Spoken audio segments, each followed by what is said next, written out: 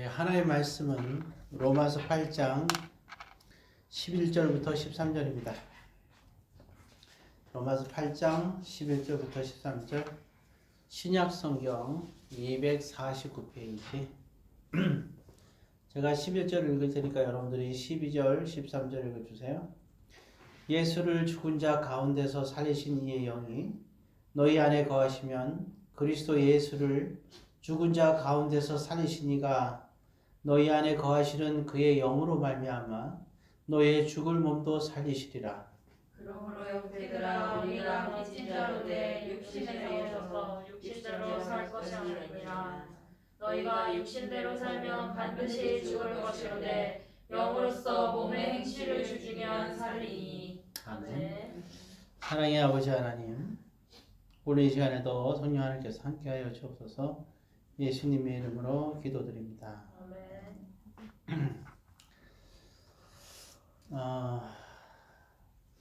우리가 구원과 그리고 이제 신앙생활 이 두 가지를 좀 구별할 수 있어야 돼요.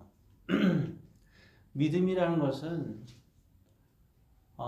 두 가지로 볼 수 있는데, 하나는 우리가 구원받는 믿음을 생각할 수 있고, 또 우리가 성도로서의 성도라는 것은 하나님의 자녀가 된 거죠. 하나님의 자녀로서의 그러니까 우리가 구원을 받았어요. 그리고 나서 구원받은 자로서 이 세상에 사는 동안 사는 삶을 우리가 믿음으로 사는 거를 말하는 거죠. 믿음은 그래서 이렇게 두 가지로 우리가 생각할 수가 있는 거예요. 믿음으로 구원한다는 것은 전자고, 믿음으로 이제 살아간다는 것은 이미 구원받은 우리가 살아가는 두 가지를 얘기하는 겁니다.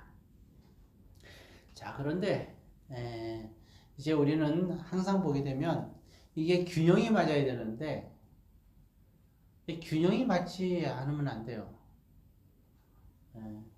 볼 때는 두 개가 다 어느 한쪽에 치우쳐서는 안 됩니다. 예를 들어서 이제 우리가 구원에 있어서 이게 잘 이해해야 돼요. 전자에 있어서 믿음으로 구원을 얻죠. 그럼 우리는 구원을 얻어요. 자, 그럼 한번 구원을 얻으면 우리가 주님을 떠나지 않는 한은 우리 영원히 우리가 구원받은 존재가 되는 거 아니에요? 거듭났을 때. 자, 이해할 수 있겠죠? 근데 만약에 구원만 강조하게 되면 뭐가 문제가 되겠어요? 그러면 구원받은 우리가 그냥 개판으로 살아도 되냐? 지금 우리는 구원받고 안 받고의 차원을 얘기하는 게 아니잖아요. 구원받은 자라면 어떻게 살아야 될 것이냐. 그렇죠? 그래서 구원받은 자라면 당연히 우리는 구원받은 것에 감사해서 우리가 우리의 삶이 바뀌어야 되겠죠. 그런 구원받기 위해서가 아니지만 그러나 은혜 받은 자로서 우리의 삶 자체가 달라져야 됩니다. 성령 하나님이 우리와 함께 하시잖아요. 왜 함께 하시겠어요? 그렇잖아요? 아니, 우리가 예수를 믿고 우리가 거듭나면 구원받아요. 근데 구원받은 우리에게 성령 하나님이 왜 우리랑 같이 거하실까요? 우리 여러 가지 이유가 있겠죠. 그러나 가장 중요한 것은 성령 하나님께서는 아버지의 뜻을 알고 있으니까 그렇게 우리에게끔 살도록 하기 위해서 우리와 함께하는 거 아니겠습니까? 그러니까 우리가 정말 구원받은 자로서의 성도의 삶을 살아야 되는 거죠. 그게 당연한 거잖아요. 그러니까 이와 같은 부분을 무시하고 그냥 구원에만 초점을 맞춰서 얘기를 하면 어떻게 되겠어요? 다 우린 구원받았다. 그러니까 내 멋대로 살아야 된다. 자유방임이 된다 그러면 정말 쉽게 말하면 그냥 우리가 꼴불견이란 말이 그대 쓰는 거예요. 믿는 사람들이 거기에 얼마나 영광을 가려요. 너희는 세상의 소금과 빛이 되라 그랬잖아요. 생각해 보세요. 너희는 세상의 소금과 빛이 되라 그랬어요. 소금이 뭐예요? 소금이 만약 그 맛을 잃으면 거리에 버려진다고 했잖아요. 결국은 굳이 구별한다면 소금이라는 것은 우리가 거듭나서 구원받는 걸 말하는 거 아니에요. 예수님이 짠맛 아니에요? 예수님이 우리 안에 있으면 진정한 소금이고 예수님이 우리 안에 없으면 소금이 아니죠. 우리는 예수님 때문에 구원받은 자들 아니에요? 구원받았다 하고 저 유대인들처럼 예수님을 믿지 않는다면 그들에게 예수님이 없다면 구원이 없는 거잖아요. 그러니까 소금의 그 맛은 바로 그거예요. 예수님을 우리가 믿느냐, 예수님이 우리 안에 있느냐 없느냐가 중요한 것이죠. 빛이란 건 뭡니까? 예, 그럼 소금은 누구를 위한 거예요? 저와 여러분들 위한 거 아니에요? 맞잖아요. 우리가 복음을 그러니까 빛이라는 거 어때요? 빛이라는 것은 자기 자신을 위해서 비추는 게 아니잖아요. 빛은 남을 위해서 비추는 거예요. 그러니까 등경 위에 둔다 그랬잖아요. 저 높은 곳에 두는 게 이유가 뭐예요? 나를 위해서 비추는 게 아니라 다른 사람들 위해서 비추는 거 아니에요? 빛이라는 것은? 그건 바로 뭐냐면 우리가 거룩한 삶을 통해서 우리의 그걸 착한 행실이라고 그러는데 그걸 통해서 비추는 거죠. 신앙생활의 이와 같이 균형을 예수님 말씀대로 소금과 빛. 예. 그래서 우리가 중요한 것은 우리가 예수를 통해서 우리가 구원받는 게 중요하고 두 번째는 구원받은 우리가 정말 우리가 하나님께 합당한 삶을 사는 것이 정말 중요합니다. 이 두 가지를 같이 얘기해야 되는데 한쪽에는 구원받은 것만 강조하고 은혜만 강조하는 거예요. 언제까지 은혜만 얘기할 거예요? 언제까지 구원받은 것만 얘기할 거예요? 우쭈타고요, 구원받은 것이. 예수 믿는 사람 다 구원받았지. 안 받았어요? 받았잖아요. 그것만 얘기하면은 신앙생활을 어떻게 해야 될지를 얘기를 해줘야 될 거 아니에요. 그죠? 그거를 필요 없다라고 얘기한다면 잘못된 거죠. 자, 또 반대로.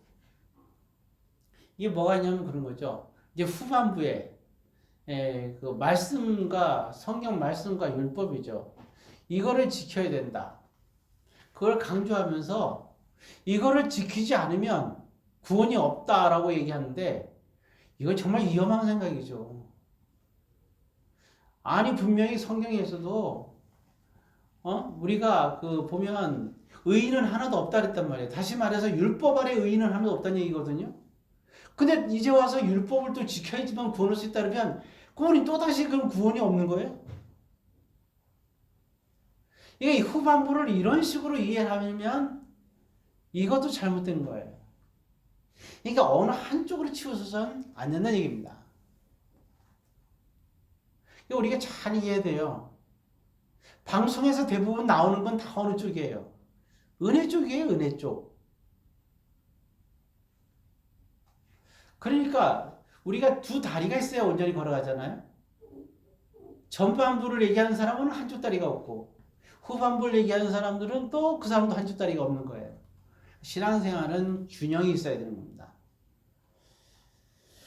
자, 그래서 이제 지난번에 말씀드렸듯이 구원에 관한 얘기는 분명히 말씀드렸어요. 우리가 거듭나면 어떻다고요? 구원 얻는다. 단번에 이루셨다 그랬잖아요. 구원은 이제는 분명히 얻는 거예요. 어떤 경우를 하더라도. 자, 그런데 이제 우리는 그럼 구원받은 우리는 어떻게 살아야 될 것인가에 대한 얘기를 오늘 본문은 얘기하는데 이 두 가지가 여기 로마서 8장에 다 나와 있어요. 거기 11절에 보게 되면 이제는 너희 몸을 살릴 거다. 부활과 생명을 얻었다는 얘기를 하고 있는 거예요. 예수님에 의해서 11절까지 쭉 나오면서 그럼 이제 12절에는 뭔 얘기를 하고 있느냐? 12절 13절에 읽었지만 자 12절을 다시 한번 읽습니다. 그러므로 형제들아 우리가 빚진 자로되 육신에 계셔서 육신대로 살 것이 아니라 자 그래서 이 나오는 거예요. 12절에 그러므로 이제 우리가 빚진 자다. 누구에게 빚진 자예요? 그렇죠. 예수님께 빚진 자죠. 주님의 피값을 거둬준 우린 빚진 자잖아요. 근데 바울이 빚이란 말을 쓴 건 뭐예요? 우리가 빚을 언제 써요? 채무자가 있으면 뭐가 있어요? 채권자가 있는 거 아니에요? 빚진 사람이 채무자잖아요. 우리가 그러면 채무자죠. 채권자는 예수님이잖아요. 빚진 자란 말은 뭡니까? 예. 그러니까 우리는 이제 빚을 갚으며 살아야 된다는 거예요. 우리가 은혜를 거저 받았어요. 은혜로 그냥 거저 구원을 받았어요. 은혜로. 자, 근데 그래서 우리는 빚진 자가 되는 거예요. 그래서 우리는 그 빚을 갚아야 돼요. 근데 어떻게 갚느냐? 여기 나오잖아요. 육신에게 져서 육신대로 살 것이 아니니라. 참 모순이 있죠. 예, 사람을 만드실 때 육신으로 만들었는데 근데 육신대로 져서 육신에게 지지 말라는 거예요. 우린 참 합리화를 잘해요. 그죠? 뭘 해야 돼? 피곤해. 아유, 피곤한데 뭐. 뭘 할 수 있겠어요? 예. 아유, 뭘 하려면, 아유, 너무 피곤해서 못하겠는데? 어때? 못하는 거죠. 그래, 우리가 정말 해야 된다면 어때요? 졸음도 물리쳐야 되고, 그리고 피곤함에도 불구하고, 또 건강하지 못함에도 불구하고, 우리 해야 될 일을 하잖아요. 마찬가지거든요. 그래서 정말 우리는 신앙생활에서 빚진 자의 마음을 가져야 됩니다. 이 마음이 되게 중요해요. 만약 빚진 자의 마음이 없다면 은혜를 모르는 거죠. 그래서 우리가 은혜를 갚아야 된다는 말을 쓰잖아요. 똑같은 얘기거든요. 정말 우리가 이 세상 살면서 은혜를 모르는 사람이 되면 안 됩니다. 세상을 살면서 은혜를 알아야 돼요. 은혜를 모르니까 은혜를 끼친 사람한테 우리는 성질만 내고 살아요. 하지 말아야 될 행동을 하고 사는 거예요. 가만히 생각해 보세요, 여러분들이. 주변에서 누군가가 여러분들이 어떤 이제 그 불평과 화를 내기 전에 생각을 해보세요. 내가 어떤 은혜를 받았는가. 생각을 해보게 되면 다시 한번 생각이 될 겁니다. 예, 그리고 우리는 그 은혜를 우리는 알 수 있어야 됩니다. 근데 은혜를 모르는 사람들은 이렇게 얘기해요. 당신이 이런 건 나한테 잘해준 건 알아. 그렇지만 이렇게 얘기를 해요. 정말 고약한 겁니다. 그건 아닌 게 아니에요. 이렇게 한 건 잘해준 건 알지만 그럼 끝이에요. 알지만 그 다음에 말이 왜 필요할까요? 안 그래요? 알기만 해고 그냥 넘겨요. 그 말은 뭐냐면 당신한테 잘해줬어? 그게 어떻다고? 남들이 다 나한테 해주는 거잖아. 남한테 똑같이 당신이 해주잖아.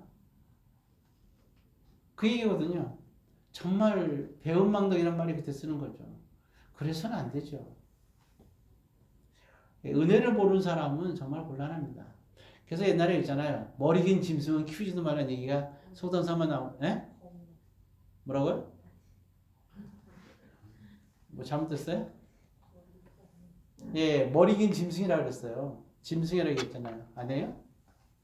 근데 예, 하여튼 뭔지 몰라 자고 비슷해. 근데 그게 뭘 얘기하는 거예요? 사람을 얘기하는 거잖아요. 사람. 그래서 그 우화 이런 이야기도 보면 나오잖아요. 예. 길을 가다가 이렇게 많은 사람을 만나고 짐승도 만나는데 보면 짐승들은 다 전부 다 은혜를 이제 자기가 이게 그걸 가지고 이렇게 다 거기에 대해서 이제 자기들의 생명을 다해서 이렇게 그 사람을 도와주는 장면들 나오는데 예, 사람은 그렇지 못하다는 거죠. 예. 그만큼 참 그 예한데 그게 너무 사람이 지혜롭다 보니까 그 은혜를 쉽게 잃어버리는 경우가 있어요. 여러분들은 은혜를 잃어버리면 안 됩니다. 정말 부모에 대한 은혜, 또 사랑하는 사람들의 은혜, 그리고 또 주님께서 여러분들에게 주신 은혜, 또 교회에서도 마찬가지고 주신 은혜, 이런 모든 것들이 정말 이런 걸 생각하면 살아야 합니다. 자, 그래서 하나님의 아들이라 정말 그러잖아요. 우리가 구원은 받았지만 부끄러운 구원이 있고 우리가 당당한 구원이 있잖아요. 그래서 14절에 보면 이렇게 나와 있어요. 자, 읽습니다. 무릇 하나님의 영으로 인도함을 받는 사람은 곧 하나님의 아들이라. 예, 하나님의 아들답게 살아야죠. 구원받은 데서 만족하지 말고 하나님의 아들이라고 당당히 칭함을 받을 수 있는 그러한 놀라운 일입니다. 그래서 그런 거예요. 그럼 그럼 우리가 이렇게 은혜에 대해서 우리가 은혜를 받은 우리가 이렇게 살아야 되냐? 그 은혜가 작은 일이냐? 아니라는 거예요. 거기 21절에 보면 이렇게 얘기하고 있어요. 자, 21절 있습니다. 그 바라는 것은 피조물도 썩어짐의 종로란 데서 해방되어 하나님의 자녀들의 영광의 자유에 이르는 것입니다. 그러니까 뭐예요? 종로에서 해방됐다는 거예요. 그러니까 예수님이 우리를 해방시켜줬다는 겁니다. 그렇죠? 예, 그 다음에 더 대단한 건 그거예요. 33절에 보면 이렇게 얘기하고 있습니다. 산상주 같이 있습니다. 누가 너희 하나님께서 택한 자를 고발하리요 의롭다 하신 이는 하나님이시니 하나도 누가 정죄하리요. 이 말이 뭡니까? 정죄할 수 없다는 거예요. 이렇게 해주셨다고 이렇게. 이게 은혜란 말이에요. 두 가지 벌써 얘기했잖아요. 썩어짐에 종노릇. 인생을 살면서 그게 전부인 줄 알았는데 그게 썩어질 종노릇하는 삶이었다는 거예요. 명예든 돈이든 사랑이든 뭐 내가 소중하게 여기는 뭐 가족이 됐던 아니면 뭐가 됐던 소중하지 않다는 게 아니라 그걸 전부라고 생각하며 살았던 모든 것들이 그런 데부터 우리는 해방되었다는 거예요. 두 번째는 그랬잖아요. 정말 우리가 하루하루 끔찍하게 죄를 짓지만 누가 감히 너를 그렇다 해서 정죄할 수가 있는 사람이 있느냐 이거죠. 왜? 이미 구원받은 너희들 아니냐. 안 그래요? 누가 너희를 손가락질하냐 감히. 여러분 이 세상에서 여러분들을 손가락질할 사람 없어요. 왜? 손가락질할 사람 딱 한 번뿐이 없어. 누구예요? 예수님밖에 없어요. 누가 감히 손가락질을 해요? 할 수가 없는 거예요. 누가 정죄하리요? 마태복음 7장에서 그러잖아요. 함부로 너희끼리 헤아리거나 비판하지 말라고. 여기서도 그게 정죄할 수가 없다는 거예요. 이렇게까지 은혜를 우리에게 베푸셨다는 거예요. 예수님이. 그러면 이 은혜를 너희들이 이제 알고 그런 얘기죠. 하나님의 여기 13절 말씀대로 하나님의 영으로 뭐 성령 하나님이죠. 우리가 성령 하나님이 주신 이유가 뭐예요? 성령 하나님으로 인도함을 받는 사람. 우리에게 인도한다는 겁니다. 우리를. 성경 말씀을 볼 때 감동으로 우리가 어떻게 살아야 될지 우리에게 가르쳐 주는 거예요. 이게 성경 말씀이 필요한 거예요. 성경 말씀은 구원받지 않은 사람들에게 필요한 게 아니라 구원받은 저와 여러분들에게도 필요한 거예요. 구원받지 않은 사람들에게도 복음을 깨닫기 위해서 필요하지만 이미 구원받은 저와 여러분들에게도 필요하다는 말씀이에요. 왜냐하면 성령 하나님의 인도하시면 이 말씀대로 인도하기 때문이죠. 그래서 진리의 영이라고 그러는 겁니다. 이제 말씀을 마치겠습니다. 자, 모쪼록 성령 하나님은 우리가 은혜 받은 우리가 주님의 정말 뜻대로 사는 것 성령 하나님께서는 26절 27절에 우리를 도우신다고 했어요. 성령의 도우심 속에서 여러분들은 할 수 있습니다. 모쪼록 이미 구원받은 여러분들은 이제 정말 빛의 삶으로 또한 말씀을 통한 하나님께 영광의 삶을 사시기를 주의 이름으로 권면드립니다. 기도하겠습니다. 사랑의 아버지 하나님